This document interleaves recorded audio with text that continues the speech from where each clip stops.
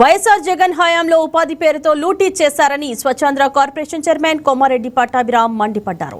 14,000 ఎకరాల భూములను బ్రహ్మణి స్టీల్ కు కట్టబెట్టారని, బ్రహ్మణి స్టీల్స్ పేరుతో గాలి జనార్దన్ రెడ్డికి ఎకరం 18,500కే ఇచ్చేశారని పట్టాభి తెలిపారు. పరిశ్రమల ముసుగులో భూములు లూటీ చేశారని ధ్వజమెత్తారు.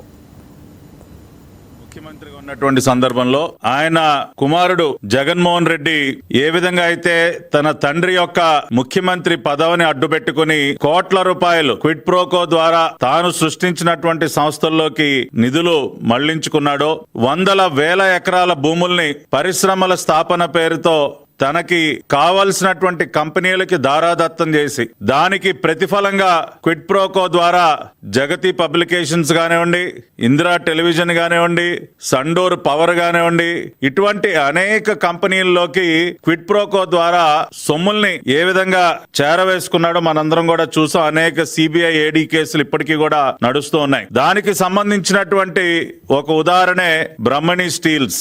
మరి కడప జిల్లాలో తానేదో కొన్ని వేల మందికి ఉద్యోగాలు కల్పించడం కోసం, ఉపాధి కల్పించడం కోసం పెద్ద పరిశ్రమని తీసుకువస్తున్నానన్న ఒక భ్రమని సృష్టించి ఆ రోజున దాదాపుగా 14,000 ఎకరాల భూముల్ని ఆ రోజున బ్రహ్మణి స్టీల్స్ కి కట్టబెట్టినటువంటి వైనం. అంటే పరిశ్రమల స్థాపన ముసుగులో జగన్ రెడ్డి ఏ విధంగా లూటీ చేశాడన్న దానికి ఒక ప్రత్యక్ష ఉదాహరణ బ్రహ్మణి స్టీల్స్.